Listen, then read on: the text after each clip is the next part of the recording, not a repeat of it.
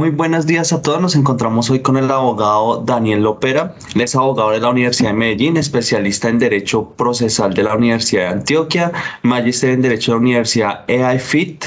Trabajó como litigante de Derecho de Familia desde el 2010. Actualmente también se desempeña como litigante en esta área y como docente desde el 2015 aproximadamente. Y actualmente es litigante y docente universitario tanto en la Universidad de Envigado y en la Universidad de Antioquia. Y también empezó un canal de YouTube más o menos del 2018, en el cual también da todas las generalidades de lo que es el derecho y demás, así como un profesor universitario. Entonces, cuéntame qué tal te encuentras hoy y cómo te ha ido. Cristian, pero con muy buenos días para vos y para todos los suscriptores de tu canal. Pues muy bien, muchas gracias. Estaba justo terminando una clase ahorita que la pienso montar en el canal mío de YouTube ahorita, porque el mío por ahora solamente tiene clases únicamente y estoy empezando a hacer unos shorts ahí, entonces quiero de pronto ver si ahorita también grabo un short de una pregunta en específico que me hicieron. Pero por ahora solo tengo clases y shorts, pero estoy pensando como qué más cositas poner. No, y esa es la parte chévere del derecho, ¿no? Que el derecho no se quedó solo en la letra tradicional del libro y ese tradicional abogado con su maletín, sino que va mucho más a lo tecnológico, ¿no? Y muchos abogados no saben utilizar las herramientas, ni siquiera en materia probatoria, digamos, no saben qué es los protocolos de seguridad informática, cómo se presenta una prueba electrónica. Entonces yo creo que esto es importante, o cómo se refuta, porque también cuando uno le presenta, por ejemplo, un pantallazo de WhatsApp, eso tiene que tener unos protocolos como se deben presentar y si no la prueba no es válida. Pero bueno, eso es otra materia. Yo siempre que inicio entrevistando a un abogado en mi canal, pues que siempre voy directo a lo que se va a hablar del tema. Por ejemplo, tú que eres abogado de familia, que sabes tu bagaje profesional, pues podríamos irnos por ahí. Pero voy a hacer una excepción y te voy a hacer como si fueras un actor o una persona diferente que estoy entrevistando. ¿Cómo así? ¿Por qué? Como tienes un canal de YouTube, ya tienes un cierto reconocimiento, pues primero empecemos. ¿Cómo empezaste tú? ¿Por qué estudiaste Derecho? Pregunta de primer semestre. Y por cierto, me acuerdo en la entrevista para la universidad que me dijeron eso. ¿Por qué quiere estudiar usted Derecho? Y uno, ay. En mi caso, yo creo que fue que una cosa llevó a la otra, porque mi papá es abogado, mi mamá es abogada, tengo tíos abogados, entonces realmente he estado alrededor del derecho siempre, desde niño. Entonces, cuando llegó la hora de tomar esa decisión, pues digamos que era la opción más lógica, aunque ninguno de ellos me dijo estudie Derecho. Sí era como lo que uno conocía, lo que uno veía, y los libros en la casa eran de derecho y todo eso. Entonces es como que el mundo lo tira uno hacia allá. Entonces yo, listo, venga, metámonos acá. Y estudiando en derecho me di cuenta de varias cosas, que por ejemplo, a mí litigar como tal, lo que es el litigio de la pelea, digámoslo así, no es lo que me satisface, ¿sí? Yo no soy del clásico abogado que le gusta el conflicto, no. Entonces yo decía, ay, qué pereza, igual soy bueno en eso, pero no es algo que a mí me llena por completo. Pero cuando conozco la docencia, yo digo, espérese que este sí es el punto. Aquí sí es donde más me gusta. Entonces, digamos que logré combinar el derecho, que es algo que siempre se me ha dado bien y que siempre he sido bueno para eso, aunque no es lo que más me satisface por lo de estar peleando. Yo no soy una persona de conflictos, pero se me da bien. Con la docencia, que sí es algo que me gusta mucho, me apasiona. Entonces yo dije, listo, venga a ver.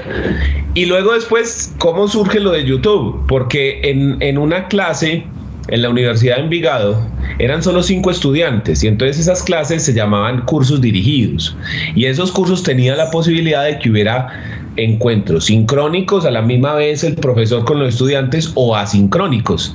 Y yo dije, bueno, ¿y por qué no hacemos como una combinación y hacemos una clase virtual? Y alguien me habló de una plataforma extraña que habían utilizado por allá, nueva, que se llamaba Zoom.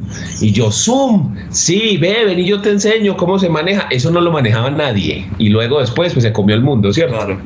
Entonces yo dije, listo, hagamos un canal de YouTube para eso, para montar las clases de forma que Si usted estaba el día de la clase, nos veíamos en Zoom, pero como era la combinación de una clase asincrónica, entonces esa era la forma. Yo montaba la clase en YouTube de forma de que si Cristian se iba a conectar, se conectaba, y si no, la veía después. Entonces ahí se quedó. Yo terminé ese curso en el 18 y dejé el canal muerto. Cuando llega la pandemia, entonces nos dicen, no, todo hay que dictarlo virtual. Y yo, no, yo ya sé Zoom, yo ya sé todo esto, venga, yo no tengo ningún problema. Yo ya hacía los exámenes virtuales desde hacía varios años, o sea, yo no tengo ningún problema por eso. Entonces, para mí no me afectó duro. Claro, y entonces volvió a surgir la misma pregunta. Y el que no viene a clase, ¿qué? Yo, listo, vamos para YouTube. Cuando me doy cuenta, eso se volvió un éxito, entonces te cuento que ya lo extraño. Ya me gustaría seguir dando todas las clases virtuales, pero pues el mundo cambió. Y eso fue lo curioso, que a muchos abogados los cogió así desprovisto. Por ejemplo, la justicia virtual nunca se habían atrevido a hacerla, ¿no? Y en la ley estaba, porque usted leía el general del proceso y hablaban de expediente digital y hablaban de notificación electrónica, pero eso es como que no existiera, hermano. Eso era una cosa rara y de pronto a la fuerza les dijeron, vean muchachos, es ya o es ya.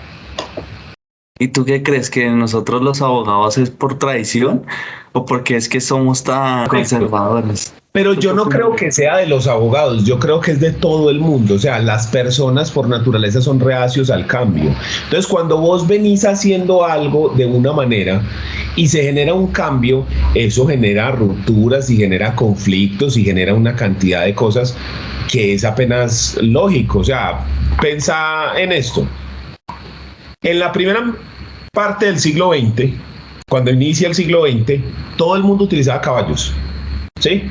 Había todo, era con caballos, entonces se movía en caballo, había industrias del caballo, los restaurantes tenían afuera para amarrar el caballo en vez de parqueaderos, y de pronto empiezan los carros, y entonces empiezan las críticas, que los carros, que vea, que una cosa, que la otra, y ahí después, para los 30 ya los caballos eran una empresa en desaparición, y en la mitad del siglo XX ya no había nada. Y usted así se puede devolver, y eso pasa constantemente y la gente siempre rehace el cambio. Entonces, el hecho de que empecemos a tener el acceso a estas tecnologías, que las audiencias se hagan virtuales, que tengamos expedientes digitales, siempre hay voces de, no, pero ¿cómo así? Que es que cómo vamos a interrogar, que cómo vamos a hacer esto, que pero al final es que esto es una herramienta que nos facilita la vida. O sea, esto lo que hay que aprender es a manejarlo y a cómo incorporar eso en las vidas. Entonces, en vez de pelear porque yo quiero seguir utilizando mi caballo, miremos a ver cómo lo puedes seguir utilizando, pero también cómo te puedes acoplar a lo nuevo. Entonces, sí, desgraciadamente todos los seres humanos somos reacios al cambio, pero nos tocó, y yo lo recibo con los brazos abiertos porque realmente sí nos hacía falta. O sea, ¿cómo es posible de que yo tuviera que presentar en el 2020 el 12 de marzo, porque el 16 de marzo fue que salimos a la pandemia, yo para presentar una demanda, un memorial, tenía que ir personalmente al juzgado, a hacer una fila y vengo a entregar esto? Y estaba creado el expediente digital, pero no se podía, no había cómo entregar una demanda de manera digital, no existía la forma. Yo tenía que ir allá personalmente a decir, vea, y a partir de allá ya la podía enviar por correo electrónico. Es que eso hace cuánto se pudo haber hecho, ¿sí? Y es mucho más fácil. Pero bueno, siempre va a haber voces en contra, eso es inevitable. Sí, tienes razón, como de todas las personas, como de todos los seres humanos de reacios al cambio. Pero aún así yo sigo pensando que como que nosotros los abogados somos mucho más conservadores, incluso los jueces, ¿no? Sí, que hay normas. Ajá, incluso hay normas para que el juez sea mucho más amplio en sus sentencias, decretando pruebas, las medidas cautelares innominadas, por ejemplo, pero siguen con la tradicional del Código del Procedimiento Civil, ¿no? Entonces creo que va por ese lado, no sé por qué, pero somos reacios a ese cambio. Sí, es de un pensamiento más conservador. Por ejemplo, cuando yo enseño en clase el tema de custodia y visitas, siempre digo lo mismo. El régimen tradicional, la forma tradicional de establecer la custodia y las visitas en Colombia es: los hijos viven con la madre y el papá los visita cada 15 días. ¿De dónde surge eso? ¿Eso por qué? Porque esa es la forma normal, tradicional. ¿Por qué? Porque históricamente, pero históricamente no es hace 2 años ni 10 años, sino hace 100 años, ¿quién trabajaba? El marido, era el que salía a trabajar, y la mujer se encargaba únicamente de cuidar a los hijos. Y así fue durante un periodo muy largo de la historia, hasta que a partir del siglo XX, y yo diría que desde la segunda mitad del siglo XX hacia acá, empiezan a cambiar los roles. Y hoy en día en las familias vos ves que ambos trabajan, hay hombres que se quedan en la casa, mujeres que salen a trabajar, los dos, o sea, hay una cantidad de cosas. El trabajo virtual nos permite tener otras mecánicas.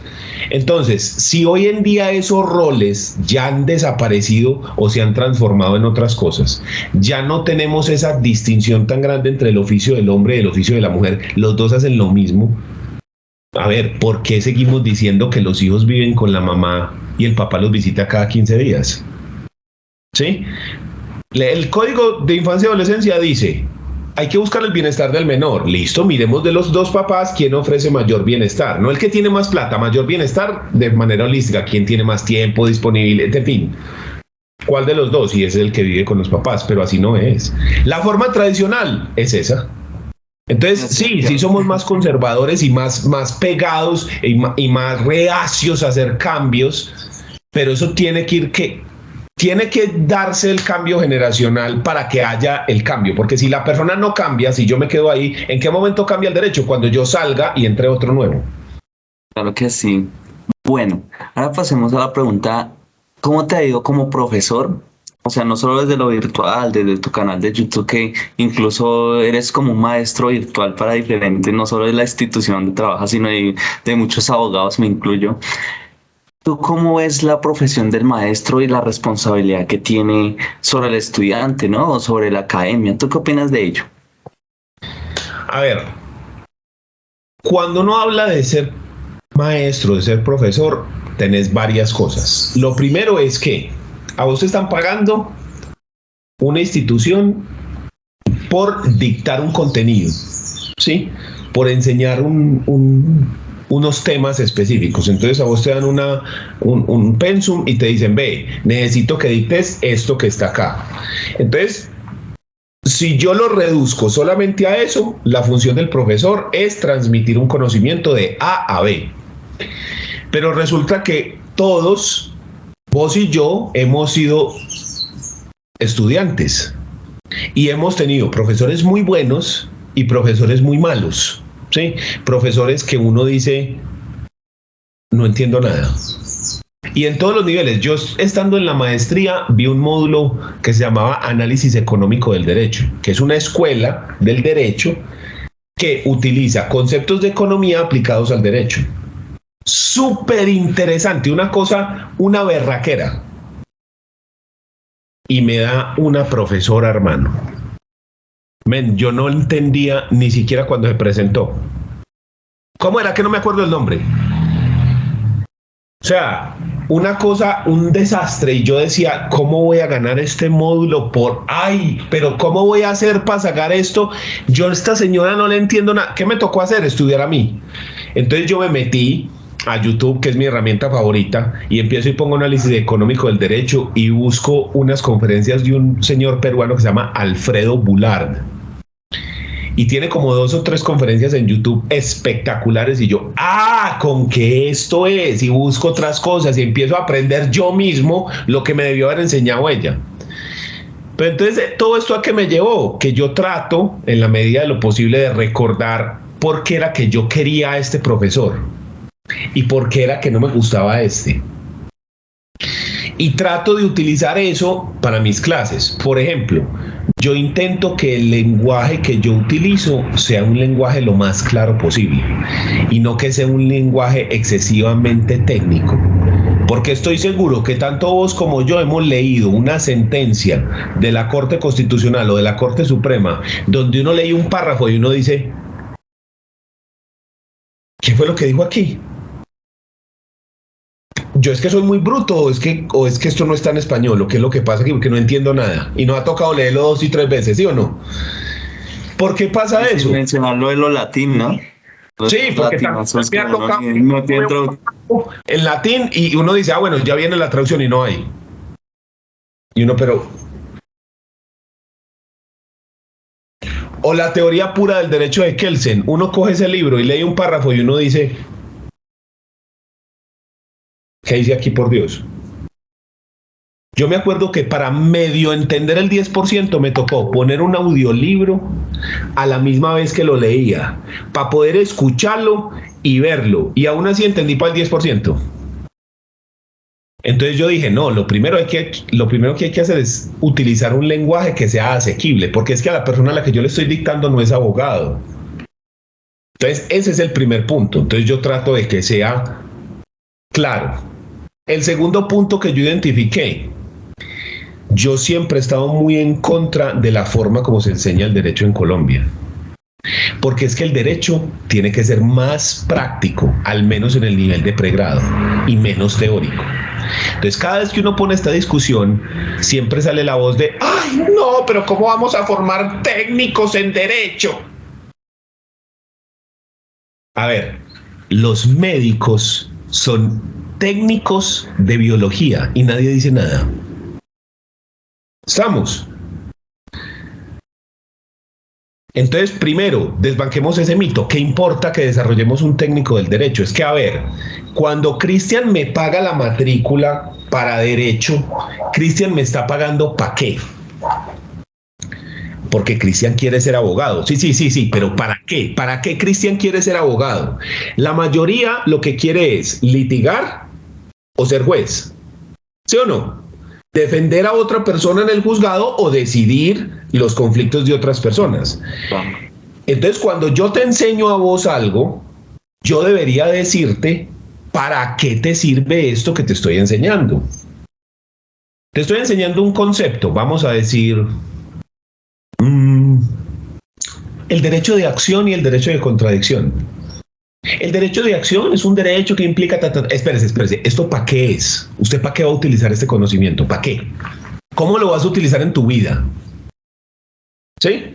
Entonces yo trato de que lo que yo enseño siempre le muestre yo al estudiante para qué le sirve, de manera práctica. ¿Cómo se hace para utilizar este conocimiento en mi vida? Porque yo sí creo que si usted le dice, ve, esto es muy importante, porque si vos aprendes esto, lo vas a utilizar aquí. Y si yo simplemente te hablo filosóficamente, puede que un porcentaje sí se quede con él porque le gusta el tema, pero otro lo estudia para el examen y vea, chao. Entonces yo trato de combinar esas cosas, que sea una enseñanza muy práctica y utilizar lenguajes muy claros. Entonces, si yo combino eso, yo creo que así es como se debe enseñar el derecho, ¿sí? Mostrándole a las personas para qué es que se hace. Yo para qué estudio filosofía del derecho en el pregrado, ¿para qué? Porque eso me puede servir para después aplicar en un ¿Estamos? Para eso. Ese es el punto clave que yo creo que al menos yo considero que me caracteriza. Claro que sí, eso es lo que yo vi en tu canal de YouTube y como enseñabas, es como acercar al estudiante a lo que verdaderamente es el derecho, enseñándolo con teoría, y algo con que me parece geniales son esos ejemplos que colocas, como que uno logra entender mejor que es, porque muchas veces la letra está ahí y se queda como letra muerta, ¿no? Que uno lo repite, por ejemplo, la dignidad humana, el artículo 1 de la Constitución, pero uno no entiende el concepto de que es dignidad humana y lo trae todos los códigos. Los que trae todo código empieza con la dignidad humana, el código penal, el código, sí, porque y uno dice, ¿y qué es eso? ¿Qué es la dignidad humana? ¿Cómo utilizo yo esto en un caso? Es que ese es el punto. Y yo tuve profesores que lo hicieron, y entonces yo digo, este man los ejemplos, los dibujos que yo hago, los cuadros, todo eso es extraído de alguien, porque yo soy un fiel creyente que uno puede aprenderle a todo el mundo, por malo que sea, ¿sí? Porque usted pone el ejemplo claro de la maldad a Hitler, por decir algo. A esa persona se le puede aprender algo, ¿sí? Por ejemplo, la oratoria que tenía, el poder de convencimiento, que para una idea tan perversa logre convencer a tantas personas.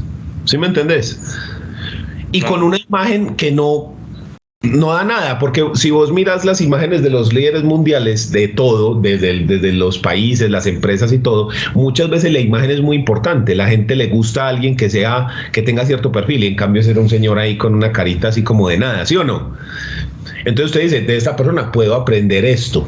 pero también tengo que identificar cuáles son los errores de la gente. Entonces el error es este y este y este y este. Entonces yo trato de hacer eso en la medida de lo posible, aprender de esta persona esto. Entonces, yo me acuerdo que este profesor utilizaba estos cuadros y explicaba de esta manera y lo graficaba, que lo hacía más fácil entenderlo. Me ponía un ejemplo con unos nombres ridículos, pero que, por ejemplo, mi papá, que es abogado y docente también, siempre en los ejemplos de él utiliza los mismos nombres para sucesiones y familia. Pedro, María, Hugo, Paco, Luis, Daisy, Rosita, Mariano y Emperatriz. Entonces siempre Pedro es el muerto, María es la cónyuge. Los hijos son Hugo, Paco, Luis, Daisy, Rosita, y los papás son Mariano y Emperatriz. Entonces él me decía, yo utilizo eso porque es que la gente siempre sabe quién es el causante. El causante es Pedro y siempre sabe quién es María, la cónyuge, ¿sí? Y siempre sabe que y de esa manera yo no le pongo un ejemplo como lo he leído, que llegan y dicen, el causante X casado con B, su cónyuge. Entonces más abajo dice, por lo tanto, el derecho que tiene B sobre la herencia de X es igual a... ¿Cómo que X? ¿Cómo que B? Nadie te habla con X o B. La gente llega a consultarle a uno. Ve, lo que pasa es que Pedro, mi papá, se murió. Y entonces llegó Pedro Junior y dijo, espérate, ¿quién es Pedro Junior?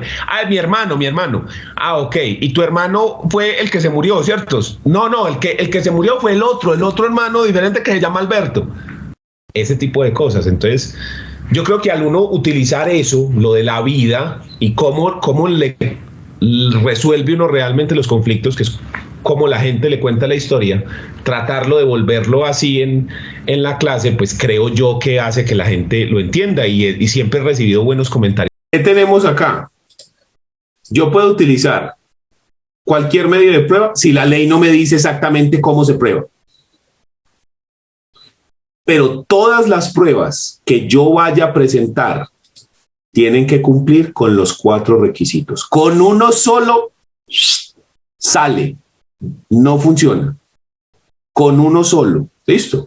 Y en el acápite de pruebas yo pongo las pruebas que voy a presentar con la demanda. Generalmente son pruebas documentales o dictámenes periciales o informes. ¿Listo? Y pongo las pruebas que voy a pedir para que se practiquen dentro del proceso. Por ejemplo, llamar a tal persona a rendir un testimonio.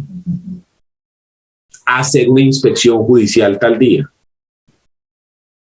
O que el juez solicite el informe a tal empresa. Usted solicita las pruebas que necesita que el juez decrete para que luego sean practicadas dentro del proceso.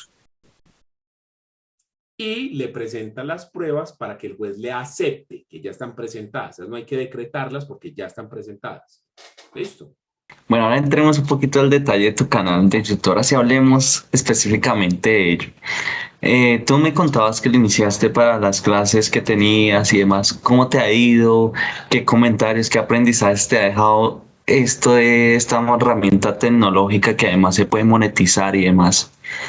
Pues lo primero que a mí me genera es que yo a YouTube siempre le he tenido muchísimo cariño desde antes de que tuviera un canal.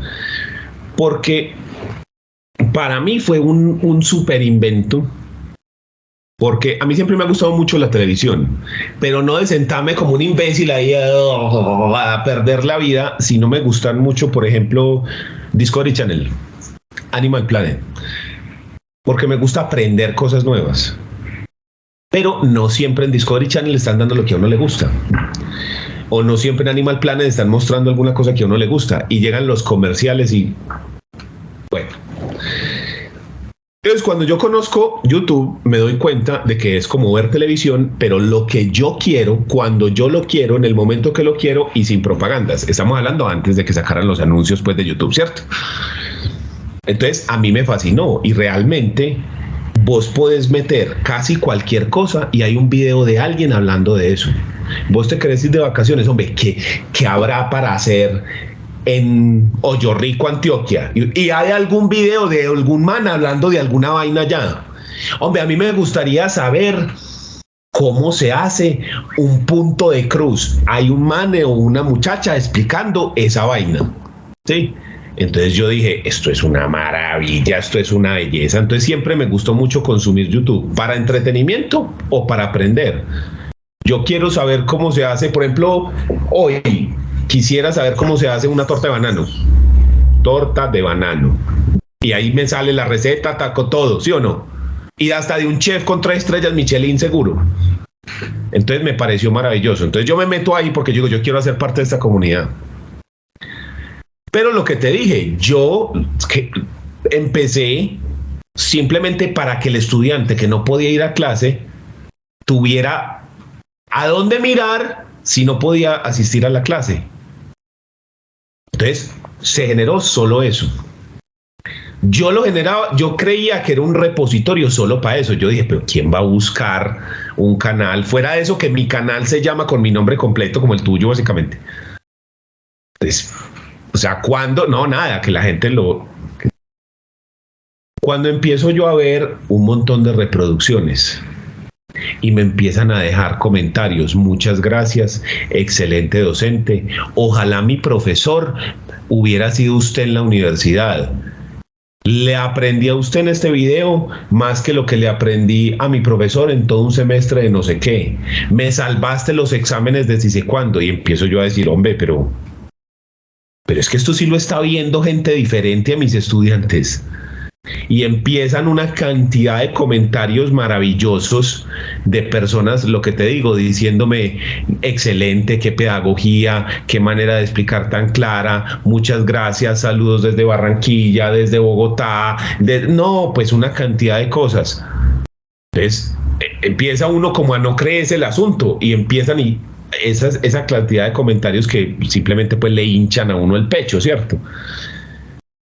Entonces fue un cambio muy bacano de ver cómo algo que era simplemente una herramienta para el que no asiste a clase, cómo se transformó en algo que la gente le daba valor y impactaba a las personas. Y eso sin contar cuando YouTube me dice, ¿quiere usted monetizar su canal? ¿Quiere que ese contenido le genere dinero? Y yo...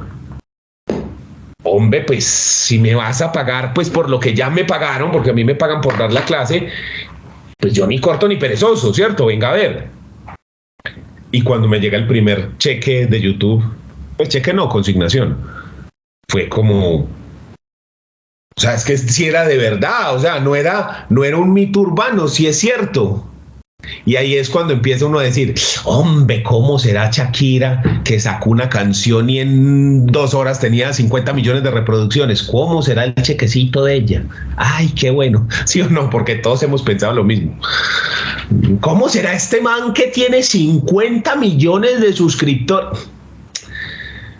Pero pues el punto nunca ha sido eso, o sea, eso fue otra cosa. Y realmente...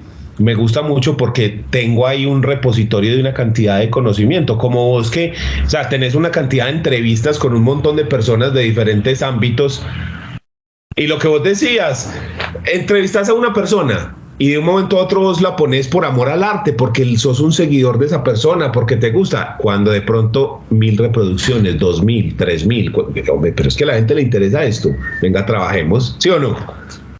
O sea, realmente es una experiencia muy grata y me han llegado también procesitos por ahí, entonces realmente yo soy un fan número 1 de YouTube. Claro, es que YouTube y todas las herramientas tecnológicas sirven de doble vía, ¿no? Por un lado, pues uno propaga conocimiento, por el otro se hace publicidad indirectamente. Y si puedes rentabilizar eso, pues... Hay una tercera, exactamente, y un ingreso extra, que incluso se puede volver un principal según las visitas que uno tenga, ¿no? Pues cuántas personas se dedican solo a YouTube, hermano, o sea, es que son pero muchas, y hay unas que ganan unas barbaridades de dinero. Claro. Entonces, por ejemplo, Luisito Comunica, uno de los youtubers más famosos de Latinoamérica, se gana solo en YouTube 3.7 millones de dólares, algo así, por visitas al año. No, pues es que, o este muchacho MrBeast, que hace poquito vi una entrevista de él donde él contaba que le ofrecieron $1.000 millones por el canal y dijo que no, que si le ofrecían 10.000 millones, o sea, 10 billones de dólares, que listo, que de pronto lo consideraba. Entonces alguien le preguntó como a un economista o no sé, hombre, este man es que está muy loco o está hablando de pues algo real.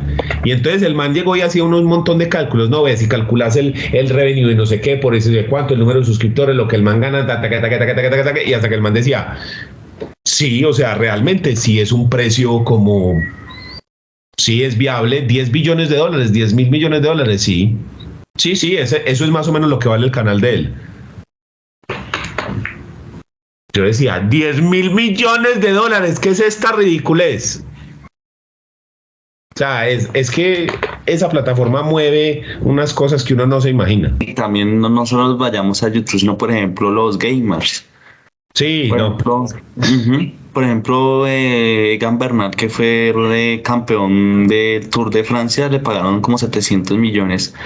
Y al campeón mundial de un juego, no me acuerdo cuál, virtual de estos de gamers, se ganó al año más de 3 millones de dólares. Sí, o sea, realmente es que es una plataforma que se puede utilizar para muchas cosas. Eso es lo que a mí me gusta de YouTube. Y por eso dije yo quiero hacer parte de esa comunidad, porque sirve para de todo, ¿sí? Entonces, realmente, pues a mí me gusta mucho ese tema y ojalá me encantaría vivir solo de YouTube. Sería maravilloso. Por ahora no lo veo muy viable que digamos, pero ahí vamos trabajando por eso. Sí, claro que sí, ¿no? Y va súper bien, 10.000 suscriptores y tus videos, algunos con 10.000 visitas, otros con 3.000, entonces vas muy bien, por lo menos en mi opinión.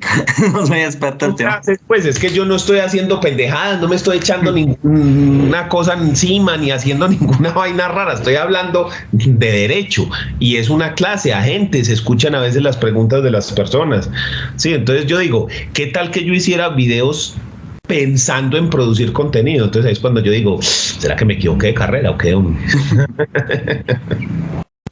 Derecho no está dando tanto.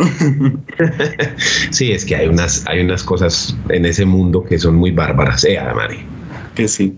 Bueno, ahora entremos un poco en detalle ya lo que tú eres experto en derecho de familia, ¿no? ¿Por qué escogiste derecho de familia especialmente?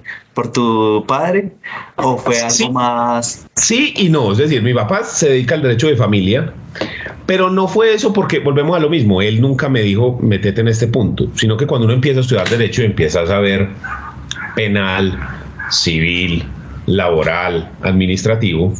Entonces vos te vas dando cuenta. Entonces, por ejemplo, el laboral nunca me gustó, jamás pude congeniar con el derecho laboral. Yo lo estudiaba para ganar el examen y no más.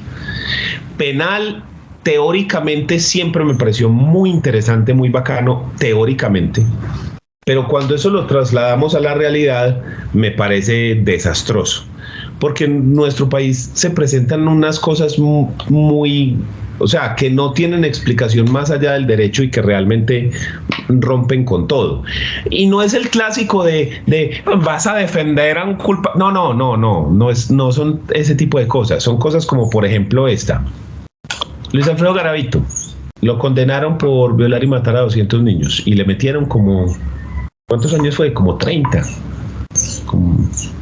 Por ahí, una cifra así. Porque en ese momento las leyes decían eso. Estamos. Y va a salir libre en algún momento, si no es que ya salió libre. Estamos.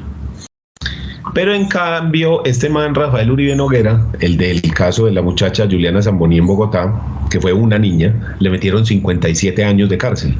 Entonces uno dice 200 versus 1, 30 versus 57. No, es que mira, que es que hubo una norma que cambió. Sí, todo eso está maravilloso y lo entendemos perfectamente. Pero desde el punto de vista de la justicia, la moral, la ética, o sea, eso no tiene por dónde agarrarlo, ¿sí? Y ahora ponga otros casos donde ni siquiera hay culpables, ¿cierto? Entonces son cosas que no, la realidad no. Entonces yo dije penal. Teóricamente, bien. En la práctica no. Y si a eso le sumas con la peligrosidad que se vive en el derecho penal, dije yo no. Y el civil siempre me gustó, siempre realmente me gustó, porque el derecho civil habla de los contratos, habla de las obligaciones de las personas, entonces siempre me gustó. Y el derecho de familia siempre me llamó la atención, pero entonces siempre me gustó el civil. Entonces terminamos y a mí me gusta el civil, no tanto familia, civil. Pero resulta que está mi papá y él ya tiene un nombre y ya tiene una oficina y ya tiene una trayectoria, entonces yo me meto a trabajar ahí.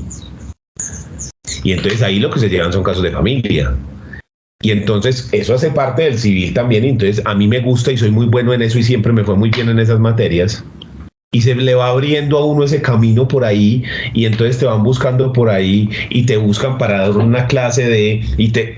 Y la vida te va llevando, ¿cierto? O sea, te vas metiendo ahí en algo que lo disfruto menos mal, pero te va llevando, te va llevando, te va llevando, te va llevando, te va llevando. Y fuera de eso llega la docencia y te mete más, te encasilla más en eso y te va metiendo. Pero mira que yo soy en familia y en procesal, son las dos cosas que yo dicto. Entonces se combinan muy bien, porque al fin y al cabo estamos hablando siempre de derecho civil.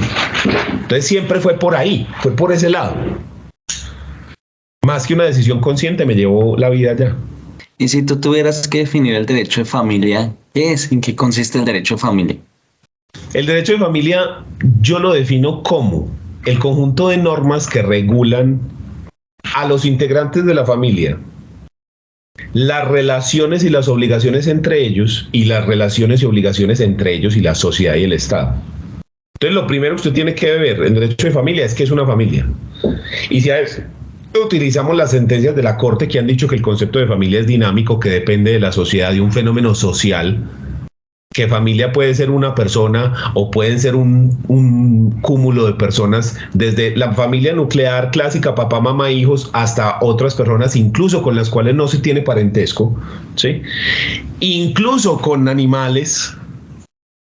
Entonces, ya tenemos ahí una definición de familia como una entidad que muta, que es dinámica, que depende de la sociedad. Listo, ya entendemos eso.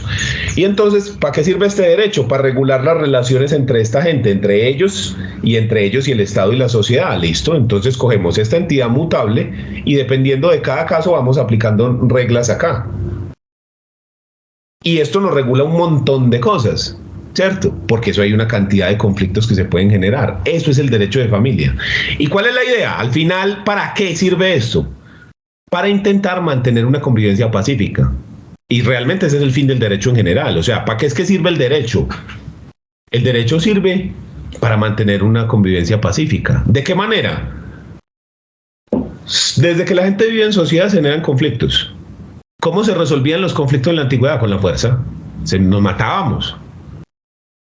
Cuando la gente se organiza en sociedades, ya no dejamos de ser una familia, una tribu, un clan, sino que ya nos volvemos un pueblo. Entonces llegamos y decimos, no, pues que no nos podemos seguir matando porque si nos vamos a extinguir. Entonces, ¿qué hacemos? Y entonces ahí es donde nuestro amigo Rousseau nos habla del pacto social. Entonces el pacto social es que todos nos ponemos de acuerdo y decimos, ¿sabes qué? No nos vamos a matar más, sino que vamos a crear una entidad que resuelva los conflictos y nosotros vamos a renunciar al uso de la fuerza. Y la idea de todo esto es ¿para qué? Que eliminemos la violencia de la sociedad. Entonces, en la medida en la que el derecho funciona, resuelve los conflictos de las personas. Si el Estado puede resolver esos conflictos de manera adecuada, usted elimina la violencia. Si elimina la violencia, la sociedad puede avanzar en otros temas. Entonces, para eso sirve. Y el derecho de familia, para lo mismo, en la medida en la que usted le da respuesta a esos conflictos, se mantiene o se intenta mantener paz. Esa es la idea. Si no, véalo en una sucesión. Se matan por una herencia, pero si usted le da respuesta rápido, vea, lo de suyo es esto, ya, ¿por qué se va a pelear? Y además que casi todos los procesos de familia son liquidatorios, ¿no? De liquidación. Muchos, o al menos los más importantes, entre comillas, porque realmente hay muchas cosas que no son liquidación, como por ejemplo el divorcio. El divorcio en sí, que es un proceso declarativo que su finalidad es terminar el matrimonio, la declaración de unión marital de hecho, la filiación, la regulación de visitas, custodia, son procesos que no son liquidatorios. Pero si vos mirás dónde se generan los más conflictos, dónde se le hace más énfasis, dónde hay más cosas, es en los liquidatorios, obviamente, donde tenemos un patrimonio común que hay que repartir entre los cónyuges o entre los herederos. Ese es el punto más jodido del asunto. Claro que sí, ¿no? Y además lo curioso es que supuestamente lo hicieron como los procesos más simples, ¿no? Que el proceso duro era el declarativo. Sí, realmente el proceso estructuralmente es simple, pero las cosas que uno ve, o sea, es que hay tantos conflictos alrededor de lo mismo. Mira, vos tenés una sucesión, se muere Pedro, vamos a repartir entre sus hijos, Hugo, Paco, Luis, Daisy y Rosita. Ah, muy bien. Y de pronto aparece Miguelito. Hola, yo también soy hijo. Ah, sí, Miguelito, pero es que usted no está reconocido, haga el favor y demanden un declarativo. Ah, ok. Y mientras tanto, ¿qué hacemos con la sucesión? No, entonces esperamos a que salga lo de Miguelito. Ah, listo, ok. Esperemos, pero es que en la sucesión tenemos ganado y el ganado hay que venderlo en ciertos momentos porque si no se pierde. Y entonces, ¿qué hacemos? ¿Lo vendemos o no lo vendemos? No, nombremos un administrador de bienes para que pueda organizar ese tipo de cosas y pueda vender y comprar animales dependiendo de... Ah, listo, yo quiero ser el administrador, dice Hugo, y Paco dice, no, Hugo no sabe manejar la plata. Y dice, no, mejor yo, no, que sea... Sí. Y de pronto Miguelito dice, no, ya tengo la sentencia, pero ¿saben qué? Me encontré ese testamento. No, que es que el testamento no es... Se van volviendo unos... O sea, eso se vuelve muy grande. O también está el caso de que se resuelve así. ¡Pam! Y además es muy curioso porque ya que me acordaste que tú dijiste que el derecho penal era muy peligroso y demás, me haces acordar es mi profesor de penal que lo contaba con gracia, pero también algo preocupante que decía, mi amigo dijo que se iba a dedicar al derecho de familia, que el penal era muy peligroso y lo mataron por una sucesión al abogado. Sí, es que realmente nuestra profesión siempre genera ese problema porque nosotros vivimos en una sociedad que es muy violenta, donde aquí muy fácilmente uno ve casos de esa naturaleza. Pero yo creo que en la medida en la que usted sea claro y que sea recto en lo que estás haciendo, eso se reduce muchísimo. Y también ser lógico. ¿A qué me refiero con lógico? Que es que yo tengo que entender el estado en el que vivo. O sea, yo no puedo suponer de que yo vivo en un estado ideal. Te pongo un ejemplo. Alguna vez en una sucesión había una bomba de gasolina. ¿Sí? Y la bomba de gasolina estaba a nombre de Pedro, el muerto. Cuando un día aparece un man y dice, venga, lo que pasa es que esa bomba de gasolina es de el Orejas. El Orejas, que es el duro de un combo de no sé qué. Paramilitar, no sé, de una cosa así, de una banda criminal. Ah, ok, pero es que, o sea, mira que aquí en el certificado de tradición dice que la bomba de gasolina es de Pedro. O sea, hay que inventariarla. Y así, no, doctor, usted no ha entendido. Eso es del Orejas. No le vaya a ocurrir inventariarlo, lo único que le digo. Eso es del Orejas. No, pero es que aquí en la ley... No. Es del Orejas. Entonces, ¿qué hago yo? Ah, no, eso es de Pedro, venga a ver, inventar... Ven, ¿en dónde vivimos, men? Sí, entonces usted reúne a los herederos, vea, pasa esto y esto y esto. Ustedes quieren eso, organicen allá con don Orejas. ¿Sí? Porque yo no voy a hacer algo para que después lo maten a uno, le hagan alguna cosa por algo que ni siquiera es mío. Entonces, organicemos esto porque hasta aquí llegó el derecho. Lo que yo le digo a la gente, el derecho tiene unos límites. Hasta aquí llega, más de allá, ¿cómo hago pues yo? Que eso ya pasa los límites de la legalidad, entonces ya llega un punto. Entonces usted también tiene que decir, un momentico, hasta acá. Hay otros abogados que dicen, no, nada, la ley, venga a ver, no sé qué. Ah, ok, pero ya estás asumiendo vos un riesgo tuyo. ¿Sí? Entonces, eso hay que hacerlo entender también al cliente. La ley llega hasta cierto punto. ¿Sí o no? O sea, es tan simple como eso. Entonces, ¿es peligroso? Sí, pero es que todo mal hecho es peligroso. Si usted se pone a robarle a la gente, el que a hierro mata, muere. Sí, es muy curioso.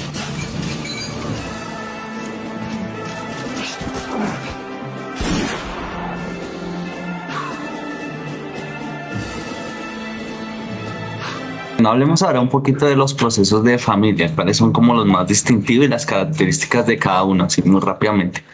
Lo que yo más llevo son sucesiones y es el proceso que más me gusta porque realmente es un proceso que se basa en la matemática.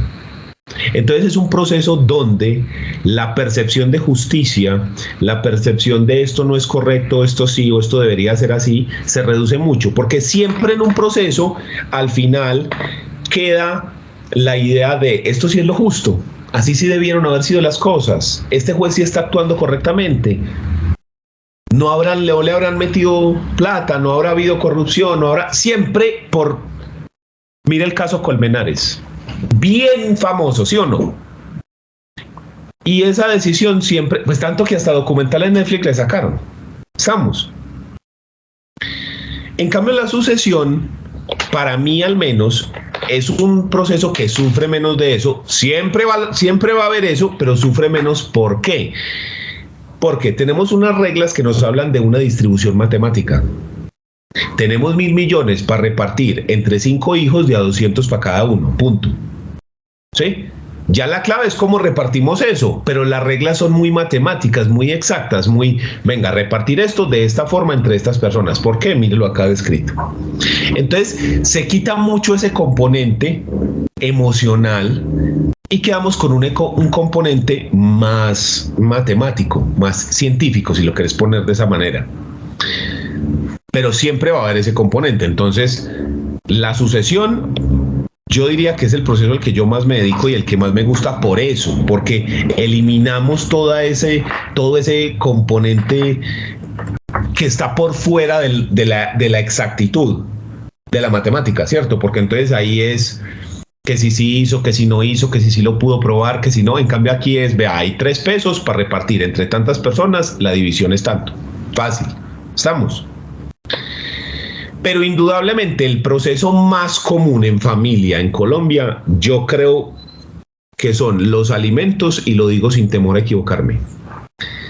El problema es que con los alimentos usted tiene 5 procesos y no estamos hablando de los 5. Vos tenés el proceso de fijación de cuota alimentaria, que es establecer los alimentos. El proceso de ejecución de cuota alimentaria, cuando ya está fijada, cobrarla si no se ha pagado.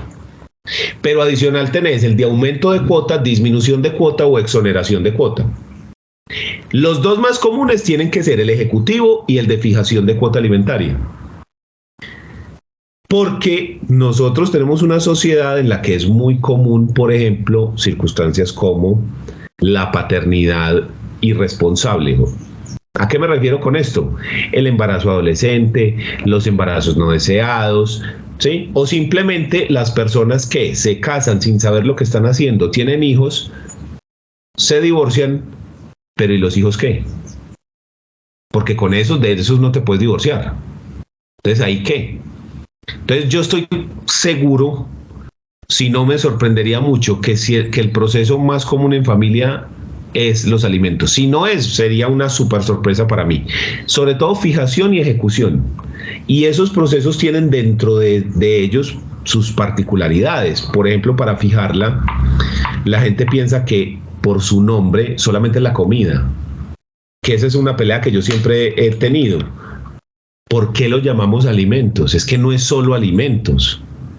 Cuando usted habla de una cuota alimentaria, está hablando de alimentación, vivienda, vestido, salud, transporte, educación y recreación, 7 cosas. Y lo llamamos alimentos como solo una de ellas. A mí me gusta más el término que se utiliza en Estados Unidos, que es manutención, porque ese sí te deja pensar en más cosas. Estamos. Pero aún así ese proceso tiene muchos retos, porque entonces la gente también tiene la idea de que la persona que se va del hogar, sea el papá o la mamá, es el que tiene que pagar los alimentos. No. Los alimentos los pagan los 2 padres, la obligación es de los 2. Lo que pasa es que se divide 50-50.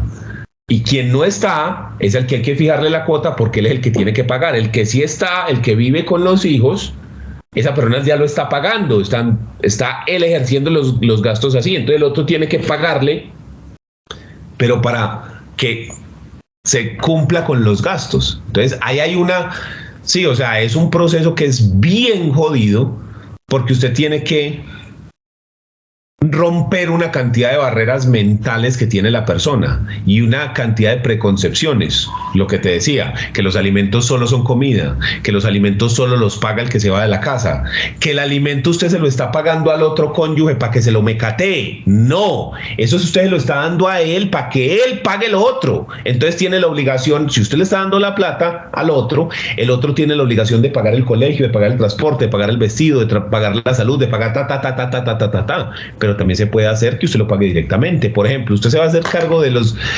gastos escolares, usted pague el colegio, páguelo usted, no me da plata a mí, páguelo usted. Se va a encargar de la salud, pague usted la salud. ¿Estamos?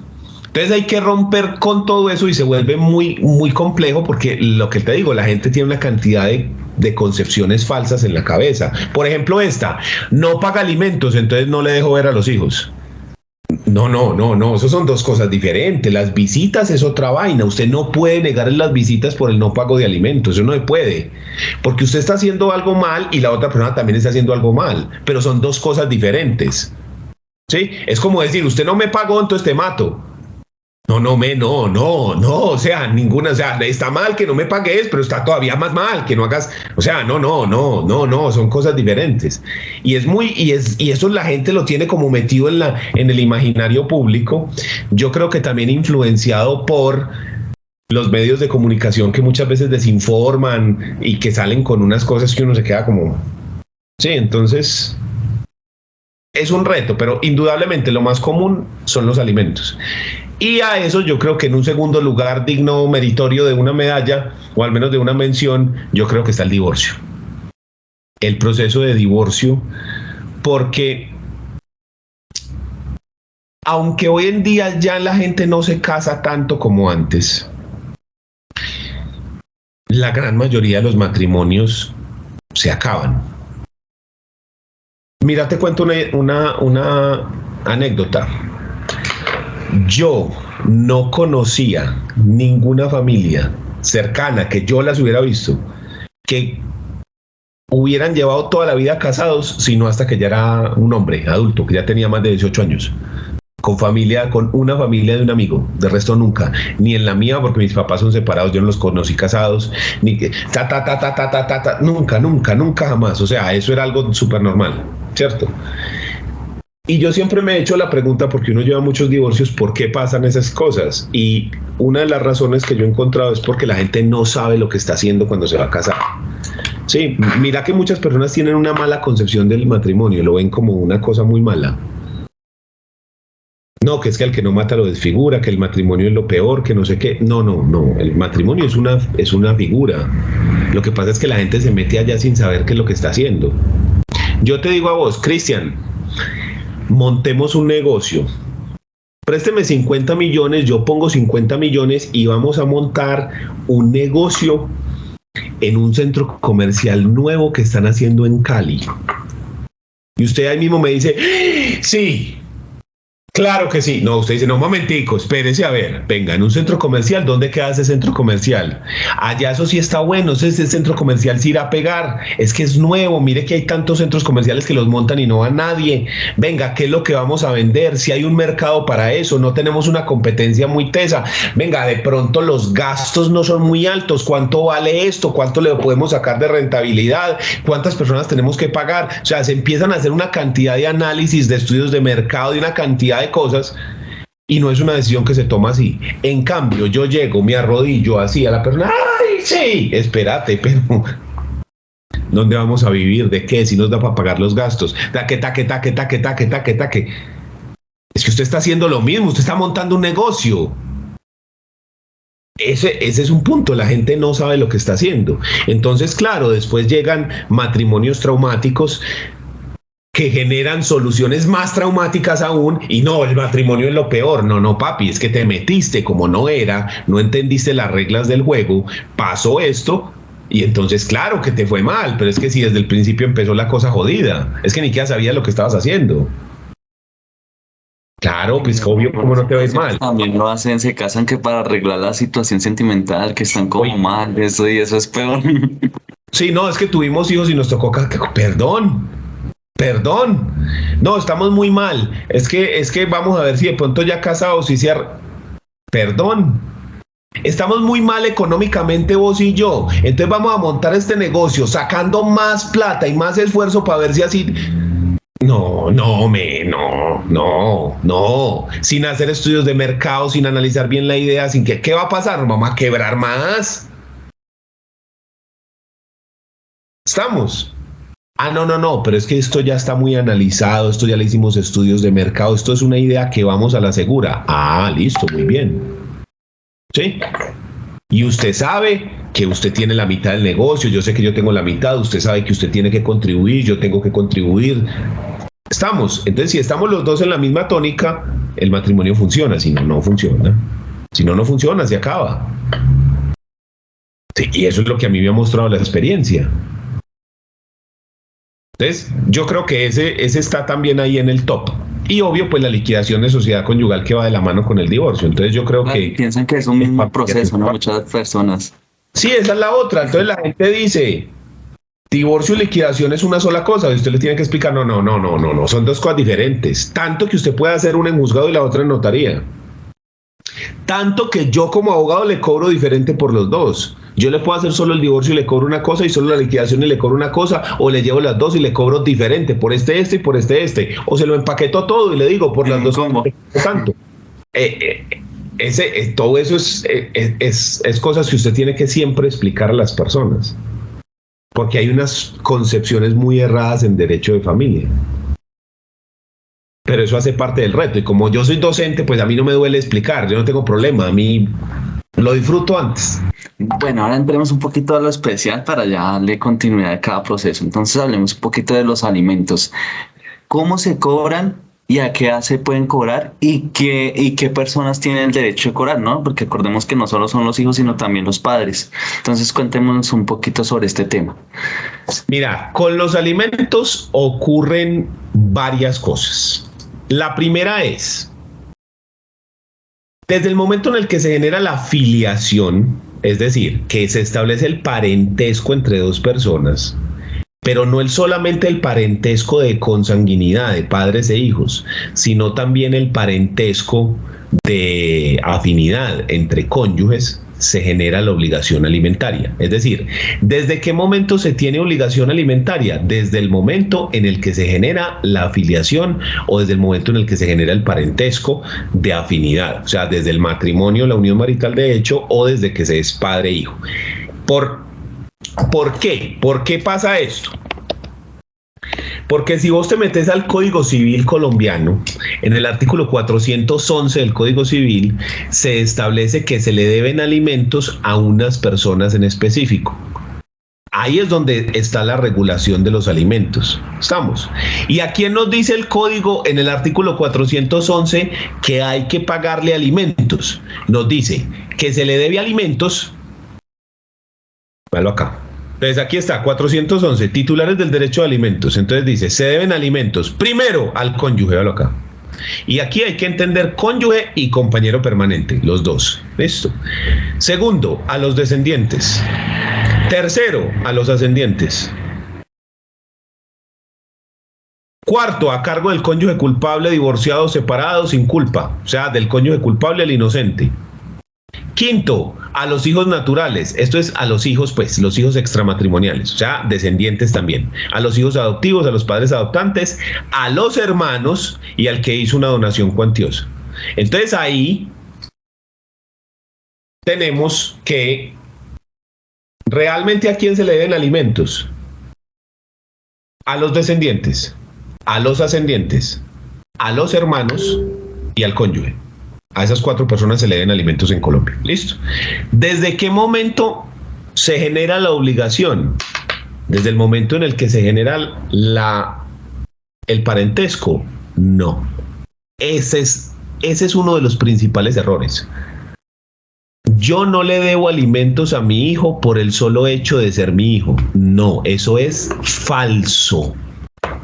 La razón de que yo le tenga que pagar a otra persona un dinero para su manutención es porque hay ese parentesco, pero no se deben solo por el hecho del parentesco, porque ahí es donde tenemos que entrar en la discusión de que los alimentos se deben si concurren dos requisitos. ¿Cuáles son esos dos requisitos? Que haya capacidad económica del alimentante, es decir, que yo pueda pagar, porque si yo no puedo pagar, nadie está obligado a lo imposible, y que haya necesidad del alimentario, es decir, que ese hijo o ese hermano o ese cónyuge tenga la necesidad de los alimentos. ¿Y a qué me refiero yo con necesidad? ¿De qué es que estamos hablando? Que la persona no pueda pagarse por sí mismo lo respectivo a alimentación, a vivienda, a educación, a salud, a vestido, a transporte, a recreación. Si la persona no puede pagarse eso, entonces ahí sí, yo que soy la persona que tengo ese parentesco que me estableció la ley en el 411, soy el que tengo que darle eso. ¿Estamos? Entonces, los alimentos siempre dependen de que haya una necesidad y que haya capacidad. Y la forma más fácil de explicarlo es que el papá de Messi no le tiene que pagar nada a Messi. ¿Por qué? Porque está tuquio en billete. ¿Estamos? Entonces Messi no necesita. Ah, no. Cambie Messi por Paquito Pérez, que no tiene con qué porque es un niño normal que no es millonario. ¿Él de dónde va a pagarse la plata de su vivienda? Ah, ok, ahí sí. Entonces, no se genera los alimentos solo por el parentesco, se genera en la medida en la que haya esas dos cosas. Y eso es lo que usted hace en el proceso, demostrar que hay necesidad y luego demostrar que hay capacidad económica. Esa es la clave de los alimentos. Ese es el punto. Claro, y por ejemplo, pues es una pregunta que incluso me hice alguna vez, pues no le he dado respuesta porque no es mi materia de estudio, pero es bueno preguntarlo. Por ejemplo, yo ya soy mayor de edad, no necesito, o si necesito, ¿puedo cobrarlos siendo ya mayor de edad? La respuesta sería sí, pero tiene unos puntos. ¿Por qué sí? Okay. Porque si nosotros nos devolvemos otra vez al código, si nos vamos para el código, mira que acá en el código nos habla de los descendientes. Sí, mira que dice a los descendientes, no dice desde qué edad. Dice los descendientes y dice a los ascendientes. Entonces realmente usted acá no está la edad. Sin embargo, por desarrollo jurisprudencial, hemos llegado a las siguientes conclusiones. A los hijos se le debe alimentos hasta los 18. Sí o sí. Y si siguen siendo hijos de familia, estudiando y dependiendo económicamente de los padres, hasta los 25. ¿Por qué? ¿Por qué hasta los 25?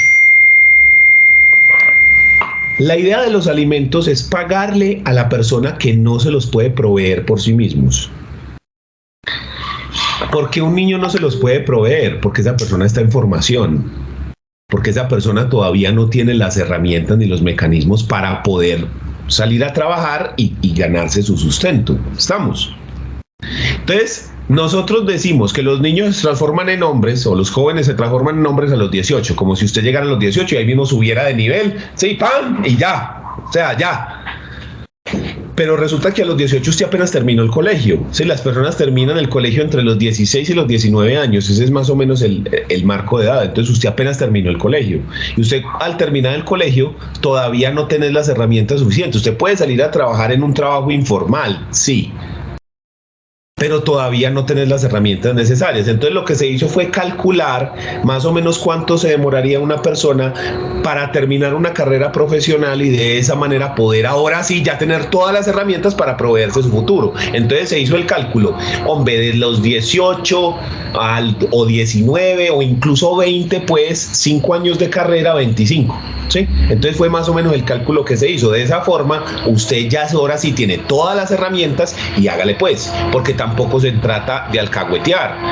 Entonces, ¿mayor de edad puede pedir alimentos? Sí. Si es menor de 25, y sigue siendo hijo de familia. ¿A qué nos referimos con hijo de familia? Que la persona vive en el hogar familiar, está supeditado a la autoridad de los padres, depende económicamente de los padres, ya, porque si la persona se fue y ya es autónomo y ya, no, ya eso es otro paseo. Estamos. Pero ¿y qué pasa si la persona tiene una discapacidad? No, entonces ahí son alimentos vitalicios. Estamos. Pero ¿y qué pasa si la persona con 30, 40, 50 años tiene esa necesidad? Pues realmente habría que evaluar el caso concreto y si lo logramos mostrar que no es por irresponsabilidad, por negligencia de la persona, sino que simplemente no puede proveerse las cosas, entonces habría lugar a ello. ¿Estamos? Lo entiendo. Y bueno, relacionada con ello, no son acumulativos. Por ejemplo, a mí nunca me dieron desde pequeño, nunca nada. Ya estoy grande y quiero demandar. Todo ese tipo de alimentos no se acumulan. ¿No es posible? Sí, pero tenemos una condición, porque es que le pasa a uno mucho. Quiero demandar a mi esposo porque nunca le ha dado ni un solo confite a mi hijo. Entonces necesito que lo embarguemos y le quitemos la mitad del salario y ojalá le quitemos la casa, el carro, la beca, mejor dicho, no lo demos ni con la ropa que tiene puesta. Y uno, ok, maravilloso, debe alimentos y le vamos a embargar hasta el alma. Muy bien, ¿cuánto debe el señor? No, pues los alimentos. Sí, pero ¿cuánto es? Estamos hablando de 1 millón, 2 millones, 3, 4, 5, 6, 100, 1000, 2000, ¿cuánto? No, los alimentos. Venga,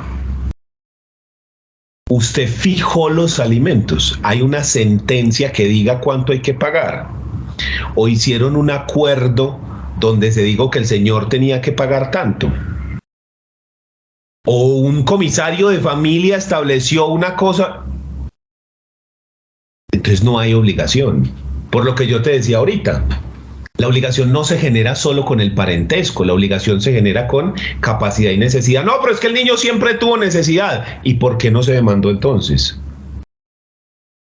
Porque es que si yo no tengo un momento, un documento como una sentencia, un acta de conciliación, una escritura pública, si yo no tengo algo que me diga cuánto tiene que pagar una persona, no hay obligación. La obligación no está creada, no está fijada.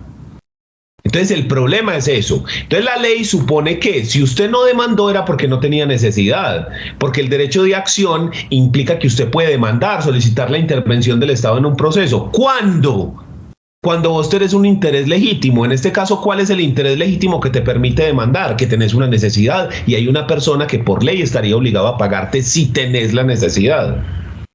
Entonces, si no demandaste era porque no la tenías. Entonces, si no está fijada en ninguna parte, yo no puedo reclamar hacia atrás, yo no puedo pedir hacia el pasado.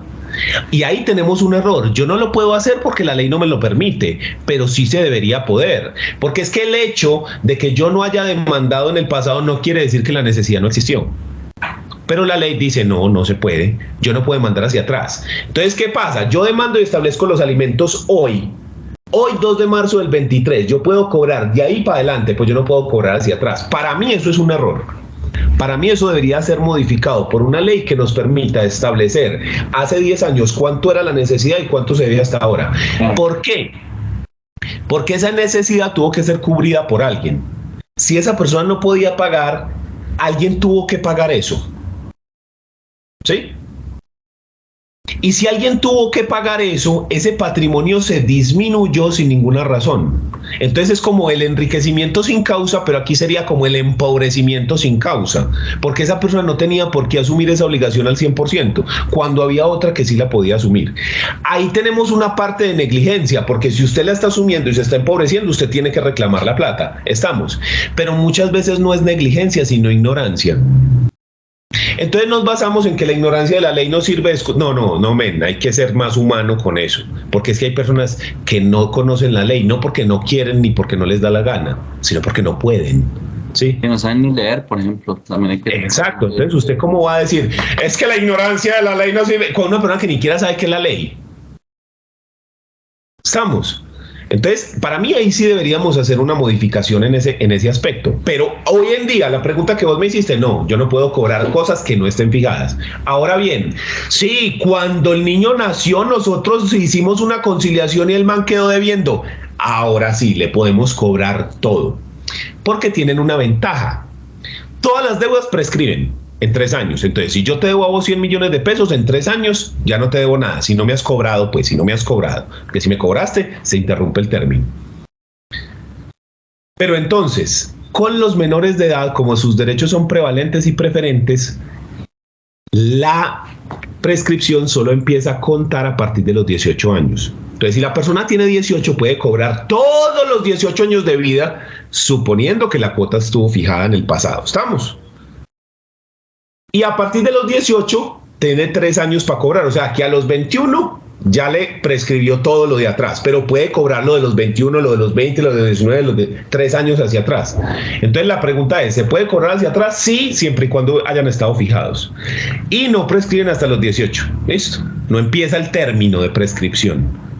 Entonces, ¿sí hay forma de cobrar cuotas atrasadas? Sí, siempre y cuando estén fijadas y que no haya prescripción. Si no, jodidos. Bueno, claro que sí. Bueno, nos enmarcamos un poquito en este, profesor, que es como el más llamativo y como tú lo decías, uno de los más, que son los más populares o los que más inician en derecho de familia. Bueno, pasemos muy rápidamente al de la sucesión, cuando se habla de testamento o sin testamento, lo que dice jurídicamente intestado o testado. Y cuáles son sus legítimas rigurosas y todo eso, como una especialidad, una generalidad muy rápidamente. Pues a ver, la clave es, las sucesiones en Colombia son unas reglas que son muy antiguas, que son reglas que tienen una formación histórica.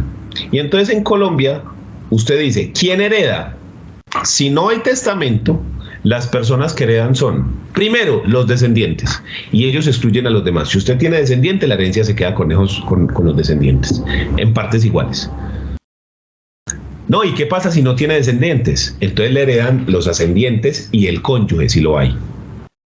Si no hay cónyuge, solo los padres. Si no hay padres, el cónyuge no se puede quedar con todo. Entonces pasamos al tercer orden. El tercer orden son los hermanos y el cónyuge. Entonces aquí es, la persona no tiene hijos, ni tiene padres. Entonces le heredan sus hermanos y el cónyuge. Si no hay hermanos, el cónyuge se queda con todo. Si no hay cónyuge, los hermanos se quedan con todo. ¿Y qué pasa si no hay ni hermanos ni cónyuge? Entonces pasamos al cuarto orden hereditario, que son los sobrinos, y estos se quedan con todo. ¿Y qué pasa si no hay ni hijos, ni padres, ni hermanos, ni cónyuge, ni sobrinos? Entonces se queda con todo bienestar familiar. Esto está regulado, los órdenes hereditarios, en el Código Civil. En el artículo 1045 está el primer orden hereditario. En el 1046 está el segundo orden hereditario. En el 1047 está el tercer orden hereditario. Y en el 1051 están regulados el cuarto y el quinto orden hereditario. Entonces, cuando una persona fallece, ¿a quién le toca la sucesión? Depende si tiene hijos, a los hijos, si no tiene hijos, a los padres, si no tiene, así, en orden. ¿Estamos? ¿De qué forma? Lo que dice la ley, artículos 1045, 46, 47 o 51, dependiendo de las ubicaciones. Pero estas reglas se pueden modificar por testamento. Si la persona en vida otorga un testamento de manera válida, es decir, mediante una escritura pública, con testigos hábiles y respetando las legítimas rigurosas, puede modificar la forma como se reparte. ¿Y qué es eso de las legítimas rigurosas? Resulta que para proteger a los hijos y a los padres, solamente a los hijos y a los padres, se dijo, vea, Cristian, usted es libre de repartir sus bienes como quiera. Pero si usted tiene hijos, puede repartir la mitad libre, al que le dé la gana, a una persona natural o jurídica, a la novia, al mejor amigo, darlo a caridad, como quiera, pero solo la mitad. La mitad suya tiene que ser para los hijos. Eso se llama legítima rigurosa o mitad legitimaria, que se da a los herederos forzosos. Entonces, si vos tenés hijos, sí o sí, la mitad va para ellos. Y el resto lo puedes repartir libremente. Dárselo a un hijo, a la ñaña que llamamos acá. Sí, al hijo favorito, a ese se lo puedes dar, se lo puedes dejar, lo que te digo, a caridad, a lo que usted quiera. Lo puede repartir a varias personas como usted quiera. Se llama libre disposición. Pero tenés que respetar ese 50%. Lo mismo ocurre en el segundo orden hereditario, es decir, no tenés hijos, pero te sobreviven tus padres. Les tenés que dejar el 50% a ellos, sí o sí. Y el otro 50% libre, al que vos querás. Ahora bien, si vos no tenés ni hijos ni padres, o sea que te sobreviven tus hermanos o te sobreviven los sobrinos, vos podés repartir el 100% de tus bienes al que te dé la gana, como te dé la gana, porque todo es de libre disposición. O sea que esa limitación solamente funciona si tenés hijos o si solamente tenés padres, primer y segundo orden hereditario. De resto, puedes repartir como vos querás.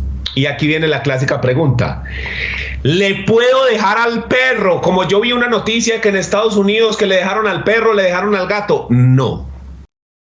Usted en Colombia le puede dejar a una persona, natural o jurídica. Le puedes dejar, por ejemplo, al hospital Pablo Tobón Uribe, que es una persona jurídica. Le puedes dejar a la arquidiócesis de Bogotá, ¿sí? Bien, pero no le puedes dejar al perro. Pero lo que sí podrías dejar es a una persona o a una fundación esa plata con la condición de que se encarguen del bienestar del perro. Eso sí se puede hacer. Incluso puedes constituir vos la fundación para que se encarguen de cuidar el perro por testamento. Entonces ahí sí se podría. Entonces la cuestión está, directamente no, pero se puede mirar la forma. ¿Estamos? Perfecto, ahora pasemos un poquito a la liquidación de la sociedad conyugal, que es lo que tanto también a veces se preguntan, hay dudas, qué bienes entran, qué no entra, todas las generalidades de este proceso que también es como tan llamativo, incluso a muchos abogados, incluso a mí me llegó un caso y entonces uno decía, pero yo qué hago aquí, qué entra, qué no entra, empecemos a investigar porque no me acuerdo, son muchas cosas. Y así fue que te conocí casualmente. Ahí está. Entonces, cuando nosotros hablamos de liquidación de sociedad conyugal, tenemos que dejar claras unas reglas. ¿Qué es lo que nosotros vamos a repartir? Los bienes sociales. Muy bien. ¿Qué es eso de bienes sociales? Los bienes sociales son los bienes que hayan sido conseguidos dentro del matrimonio o de la unión marital, porque también sirve para la unión marital de hecho. Que hayan sido conseguidos dentro del matrimonio de la unión marital, pero a título oneroso. ¿Cómo así? Es decir, pagando. Que ese bien se haya adquirido porque usted pagó con algo, con dinero o con algo. O sea, que usted haya adquirido el bien por compra-venta, por permuta, o sea, un cambio. Yo te di este bien, vos me diste este otro. Por aporte en sociedad o por dación en pago. Esos son títulos onerosos. Si usted adquirió un bien así dentro del matrimonio, el bien es social. Y hay que repartirlo 50-50. Si el bien fue adquirido a título gratuito, es decir, herencia o donación, el bien es propio y no se reparte. Pero con este hay un montón de casos. No, mi amor, es que yo no le voy a repartir a usted sobre esa finca porque es que esa finca me la dieron en herencia. Y va usted a revisar y dice, adquirida por compraventa en el año 2012. Cristian, vení. Vos no decías que esto es una herencia, ¿cómo así que compraventa? Ah, sí, vea, es que mi abuelo nos reunió a todos y entonces dijo, vea, voy a repartir la herencia y a cada uno nos dio una finca y entonces si era donación nos tocaba pagar ganancia ocasional. Entonces lo que hicimos fue una compraventa ficticia donde dijimos que yo le había pagado tanto a mi abuelo, pero pues realmente no, esa era la herencia que él nos iba a dar. ¿Cómo lo adquiriste según la ley? Una compraventa. ¿Y yo qué le dije? ¿Que cuáles bienes se tenían que repartir? Los que se adquirían ¿cómo? Por compraventa. Eso no es una herencia, es una compraventa. Ahí está en el papel. ¿Qué toca hacer? Repartir, mijo. O si también sea el caso también, por ejemplo, si a mí me dan dinero de herencia y con eso compro una casa, pues también aplica a ello, ¿no? Sí, es que volvemos al mismo asunto, a menos de que yo hiciera una figura que es muy rara de ver, que se llama subrogación. Cuando yo tengo un bien propio, por ejemplo, una sucesión y me entregaron un apartamento, o yo tenía un apartamento de soltero, y entonces yo voy a vender ese apartamento y con esa plata voy a comprar otro. Pero para que esto aplique, yo en la escritura de venta tengo que decir que lo voy a subrogar, que lo voy a vender para subrogar por otro. Y en la escritura de compra de ese otro tengo que decir que esto viene de la subrogación que yo había hecho atrás. Entonces, ¿cuál es el problema de esto? A ver, pues que la gente lo diga. ¿Y por qué no lo dicen? Porque no saben.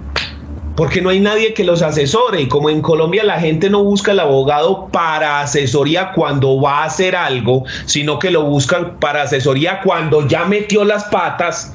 Entonces ese es el asunto, porque la gente no busca, el abuelito no busca al abogado y llega y dice: hombre, Cristian, yo quisiera repartir mi herencia, ¿cómo hago para que le toque esto? No, sino cuando llega ya es el nieto, ya el abuelito lleva 30 años de muerto y le dice: ve, imagínate que entonces nos dejó la finca y así me toca partirla.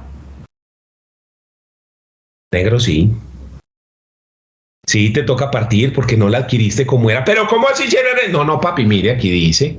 Entonces, cuando nosotros hablamos de liquidación de sociedad conyugal, esa es la clave. El bien fue adquirido dentro de la unión a título oneroso, compraventa, permuta, aporte en sociedad, dación en pago. Sí, es social.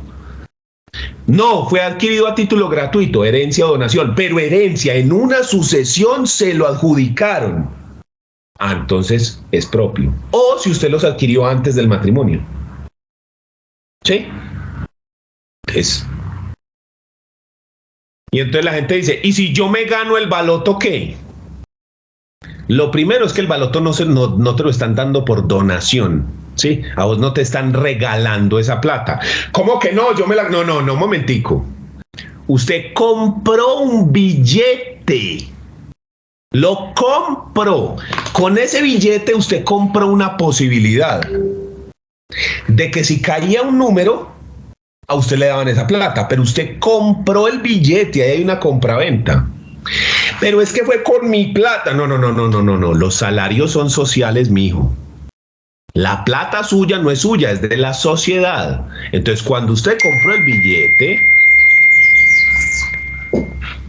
lo volvió social. Y cuando se lo ganó, es social. ¿Estamos? Entonces, esa es como la base de la liquidación de sociedad conyugal. Sin embargo, ahí no se acaba. Esta es una discusión que es muy interesante y es muy larga porque hay muchas reglas muy finitas. Hay reglas que te permiten, por ejemplo, las capitulaciones te permiten modificar esas reglas que te dije, pero resulta que hay varios tipos de capitulaciones. Entonces, mejor dicho, aquí nos quedamos horas. Recomendación: yo tengo en mi canal de YouTube videos hablando sobre cómo se reparte bien en específico ese punto, pero no vea el mío. Lo que estábamos diciendo ahorita, usted pone en YouTube liquidación de sociedad conyugal y le estoy seguro que le salen un montón. Ojalá el mío de los primeros, ¿sí? Pero ahí están. O libros, ¿sí? Sentencias, buscar en el código. Eso es más jodido, pues, pero se puede. Entonces sí, esas son como las generalidades de ese proceso. Claro que sí, ¿no? Y además, pues que en cada proceso, cada instancia que te pregunte puede ser otro video más y otra conferencia y otra entrevista más. No, y lo que yo te decía, tenemos que mirar el caso específico, porque es que vos me decís que te dejaron eso por herencia, entonces hay que sacar el certificado de tradición, venga a ver que esto, que... O sea, cada proceso tiene sus propias reglas, digámoslo así. Entonces yo lo que tengo que mirar es cómo cojo las reglas propias de ese caso o esas circunstancias y aplicarlas a las normas que ya están en la ley y cómo trato de traslaparlas las dos para poder dar una solución a la persona. Ese es el trabajo que nosotros hacemos, es el trabajo que tenemos los abogados. Claro que sí, ¿no? Y además sí toca también declarar unión marital de hecho y todo ello. Entonces ahí vamos con más y más procesos, pero bueno, no te quiero quitar más tiempo, nos quedan muchos temas, pero invitadísimos a tu canal, cualquier cosa, duda que tengan, ahí buscan Daniel Lopera y ahí te encuentran todo tipo de proceso civil, probatorio también vi, derecho de Sí. prueba civil, temas también de civil general, Sí. procesal. Y creo que eso es como ahí, como las bases y unos cortos shorts que son como preguntas que tú vas resolviendo. Sí, sí, sí, Esperemos. sí. Ese es el Ahí punto. te- te- La última vez acá tampoco. Ahí ya sabes que quedamos, mejor dicho, me invito yo autónomamente a volver a otra discusión de cualquier otro tema en el futuro, Cristian. Muchas gracias por invitarme y por concederme pues un espacio aquí al lado de semejantes figuras que has entrevistado desde todos los puntos, ¿cierto? Entonces no más que uno sentirse pues muy honrado de que un colega lo tenga uno en la mira y le pida esto, y un colega en los dos sentidos, desde el YouTube hasta el mismo derecho. Entonces no, muchas gracias, muy amable por tu invitación. Creo que sí, que tengas buena tarde y muchas gracias de verdad por aceptar mi invitación. De nada, que estés muy bien. Nos vemos. Estamos en contacto. Claro que sí. Chao, Cristian.